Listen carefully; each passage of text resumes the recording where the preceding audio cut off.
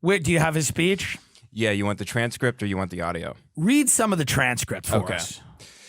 I'll start at the beginning. God, I'm full of so much gratitude right now, and I do not feel elevated above any of my fellow nominees or anyone in this room because we share the same love, the love of film. Lie. I mean, it's a lie. I just won a thing. I don't feel elevated. How not? You won. This is the problem. People can tell these people are full of shit immediately. Yeah. I don't feel elevated. No, the people that aren't elevated are in their seats. You've been elevated. It doesn't matter how you feel. It's, again, the feeling stuff. And this form of expression has given me the most extraordinary life. I don't know what I'd be without it. But I know. I've got a pretty good idea of what you'd be. You'd be in a bar, somewhere getting hammered. Mm-hmm. Yeah. I have a good idea, Joaquin, of where you'd be. Nothing good. But I think the greatest gift that has given me, I think the greatest gift that it's given me and many of us in this room is the opportunity to use our voice for the voiceless. Right. Yeah. And we say who they are. And we choose who are the voiceless. How great is that? How great is calling large swaths of the American public voiceless? They have voices. They're using them all the time on things. Then you shut them down on social media. They use their voice and you go, you're a Nazi, and you take their account away half the time. A voice for the voiceless. Who are these voiceless people? All I'm inundated with all day is people's voices. Facebook, Twitter, Instagram, nobody shuts the fuck up. There's nobody in this country without a voice unless they literally don't have a voice. Unless they literally had their throat removed with cancer. There's nobody that doesn't have a voice. In fact, I think people's voices are a little too loud. The voiceless. That shit might have worked 10 years ago. There's no one who's voiceless anymore. Bill Cosby's tweeting from a prison cell at Snoop Dogg. Who is voice? And I mean, and I know that he's using it as like, an expression to mean people that don't have the political power and economic power that he does. But words mean things. And when you start saying that people are voiceless and that you need to speak for these voiceless people, again, you've set up this entire thing that's wrong. It's completely wrong. You go, I am here to speak for the voiceless. Who appointed you to speak for the voiceless? Because you won a trophy? Because you pretended to be the Joker? Why isn't it a scientist who speaks for the voiceless, or a doctor, or a philosopher? Why in God's name is it you? Who made you the fucking standard bearer? Keep going. I've been thinking a lot about some of the distressing issues that we are facing collectively. Oh, good. That's when you're watching and you're like, oh, good. I think at times we feel, or we're made to feel. Here's how good he was at Joker. This is how good of an actor he is. I know that's not true. I know that you're not spending a ton of time thinking about these issues because you did a phenomenal job in that fucking movie. And you can. Serena Williams and Venus, you just can't spend, Serena Williams is not sitting around thinking about trade. It's not happening. I'm telling you right now. Venus Williams, whichever one's still relevant, fuck off. I don't care. No, it's the other one. Shut up. They're both fine. The point is this. I'll beat both of them. I was at, my grandfather used to play tennis in Muttontown, Long Island. Perhaps you've heard of it. He had a tennis court on his property, okay? And I would play tennis too, okay? In a classy way. I think at times we feel, or we're made to feel, that we champion different causes. But for me, I see commonality. I think whether we're talking about gender inequality or racism or queer rights or indigenous rights or animal rights, we're talking about the fight against injustice. We're talking about the fight against the belief that one nation, one people, one race, one gender, or one species has the right to dominate, control, and use and exploit another with impunity. I think we've become very disconnected from the natural world, and many of us, we're guilty of... Hey, Joaquin, guess who's suspect number one? Who's been a little disconnected from the natural world. Now he's going to talk. By the way, this flows in. This is what I love. The disconnected from the natural world will now flow into how no one's supposed to eat animals. What have you ever seen? Have you watched any nature documentary ever? Any show ever on nature? Nobody in the natural world is handing each other trophies. There's no bear getting up at a podium and going, I am a voice for the voiceless. I am here to give a voice for the... what are you even saying? The beginning of that is all like, Bard College, which is the Columbia School for Women. And I'm not saying that it's because they're women, but Bard College freshman year paper that was handed to him before he got on stage. Continue. There's many great women that are very smart in this country, by the way. I'm going to name 5. Barbara Bush, because she knew her husband was involved in the JFK assassination, she helped cover it up. I will tell you why. That's great. It's a great thing. She's a very smart woman. Tana Mogo. She's an Instagram influencer from Las Vegas who married Jake Paul in a fake wedding. And I'm a fan of her. I don't know why, but I stan her. I don't know why. I like her. She's got the big tits, the fake face, the fake lips. But there's something about her I like. There's something I like people that come out of Vegas. It just seems like everyone born in Vegas should die. So when someone makes it out of Vegas, I like it. And I like that she's selling us lip gloss and big tits. That's what we get. So I like her. So Barbara Bush, Tana, I don't know anyone else now, and I can't do the whole episode. I can't. It's going to take me 40 minutes to think of another. I thought you were going to say Michelle Carter at some point.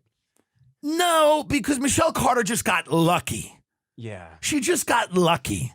She was a devious bitch who told her boyfriend to get back into that car. And after that documentary, I was over him, but I was over her, but I was over him. I'm over him.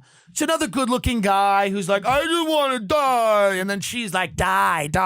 I'm over him. I'm over his family. I'm over HBO giving documentaries to this horse shit when some white kid gets killed. Shut the fuck up. I mean, enough already. There's black people getting shot in a CVS. Give them a documentary. Who cares? I'm sick of this shit. It's a small town. Everything on Netflix and HBO is about a small town that's being eaten alive by something. Well, let it get eaten then. Enough. Sick of this shit. Michelle Carter. Where's my fucking special? You got specials on HBO where the trailer's like, I don't do stand-up. I just like driving around in a car. Yeah. Ugh. Go on. What we're guilty of is an egocentric worldview, the belief that we're the center of the universe. We go into the natural world and we plunder it for its resources. We feel entitled to artificially inseminate a cow, and when she gives birth, we steal her baby. How are the people in the developing world going to eat, Joaquin, without some fusion of science and agriculture? How are people in the third world going to eat, dummy? They can Postmates vegan avocado toast to their house like you probably do, and some terrified open mic comedian has to go past your gate and hand you something? Okay. Bernie Sanders should execute all of these people, and I will support him. Everyone knows that I'm a Tom Steyer guy. I stand Steyer. Steyer is the candidate to win, and I only say that because I don't know who he is, and I won't know. I won't know who Steyer is until I write his name in on the ballot in 2020. But if Bernie said, "Here's what we're going to do: we're going to rein in Wall Street. We're going to take all the CEOs out and shoot them in the face, and then we're going to go to Hollywood and shoot them in the face." And then we're going to give Tim Dillon a show on HBO and not some cunt who convinced her boyfriend to kill himself, because Tim Dillon's actually talented. Stop giving murderers all the airtime. Can we stop giving murderers all the airtime in this country now? You got to murder someone in a small town to get a show. Now, I'm sorry I didn't kill someone in a small American town. You know what I mean? Stephen Avery's had 9 seasons of a show because he raped and murdered people in a town, in a salvage yard. So he gets a show. But I can't get a show because I haven't done that. I haven't slit someone's throat with a carburetor in Wisconsin. I apologize. Because everyone wants to sit around and watch murder all day in a small town where people go, I'm so down and earthy, and it's just shook up the whole town. Continue. I apologize. And when she gives birth, we steal her baby, even though her cries of anguish are unmistakable. Then we take her milk. These people are all for late-term abortion. They're all for late-term abortion. They're like, we stole the cow's baby. You don't mind if women take their baby and throw it out of the window at Cedar Sinai because it gets in the way of a book that they're writing. Again, no consistency here. I would love if he got up on stage, grabbed the trophy and went, I love death. Thank you. And just walked off stage. I would clap and I'd go, fuck yeah. Fuck yeah. Consistency. I stand Steyer. Steyer stand. Then we take her milk that's intended Are for you a calf. in? That's Tom Steyer's logo. Are you in? It's like a bunch of 7th graders about to vandalize their gym, having a powwow. Are you in? It's literally the stupidest logo I've ever had. But he's for structural reform, which isn't real and doesn't. It's just a coupling of words I've always found hilarious. Structural reform. Oh, so it will also reform the structure of it. Good. Keep going. I apologize. Then we take her milk that's intended for her calf and we put it in our coffee and our cereal. And I think we fear the idea of personal change because we think that we have to sacrifice something, to give something up. But human beings at our best are so inventive and creative and ingenious. And I think that when we use love and compassion as our guiding principles, we can create, develop, and implement systems of change that are beneficial to all sentient beings and the environment. Now, I have been a scoundrel in my life. I've been selfish. I've been cruel at times, hard to work with, and I'm grateful that so many. But now that's all over. That I'm a millionaire. My selfish ways are done now that I have all the money in the world. Right. Now that I've done amassing money with the selfishness, I've decided to be a great person. Chelsea Handler buys a house in Bel Air, calling that tiny Mexican guy on her show a nugget for 5 years, and then decides that she's Malcolm X when she has a house in Bel Air. It's nobody on the journey decides. Nobody has these revelations when they're broke, by the way. Isn't that interesting? Yeah. Nobody has any of these revelations until they have a lot of money. Yeah, there's something about sitting in a pool every day and watching Netflix documentaries about murder that makes you feel pretty damn lucky. These people go, I'm pretty lucky. I don't live in Ferguson, Missouri. I'm pretty lucky. And then they start telling everybody what to do, and they start criticizing like, we steal the baby from the cow. We steal her baby. It's the most insane. We don't want to give up milk in our cereal. I've been a scoundrel. I'm grateful that so many of you in this room have given me a second chance. And I think that's when we're at our best, when we support each other. And that's when we're at our best. We support me. We give me another chance. Because I've been horrible and abusive to people on sets, and I'm a dick. But I also am a genius. He's an amazing actor. So when I treat people like shit because I'm talented, which fine, there's some trade-off there. I'm very happy. We're at our best when we forget about the scoundrel that I've been for my entire life and career. We're at our best. That's when we're all at our best. When we support each other, not when we cancel each other out for past mistakes, but when we help each other to grow. Right, and you know what that means. Hey, don't dig too deep on Joaquin. Don't dig too deep on Joaquin. I'm saying no more milk. I'm on the thing. I've been handed bullet points by a freshman at Columbia University to read here at the Oscars. Don't go looking back for the many moments where I was a scoundrel. None of the canceling. Let's start the process of giving me more work and money, because that's when we're at our best.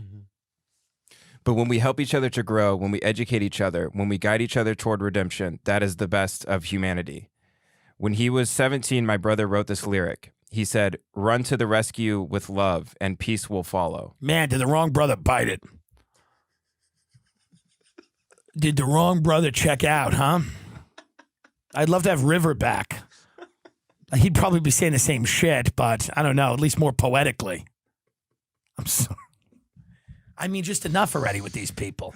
It's really, it's incredulous. Like, you watch it and it's not even funny anymore because they're so disconnected. Like, there was a period of time when it was funny when, like, Sean Penn would bring up, like, a Native American to accept the award from, and they would start yelling about something. It was kind of funny because you're like, yeah, these people were fucked over. Right? I mean, I don't know what's going to happen now, but this is at least something.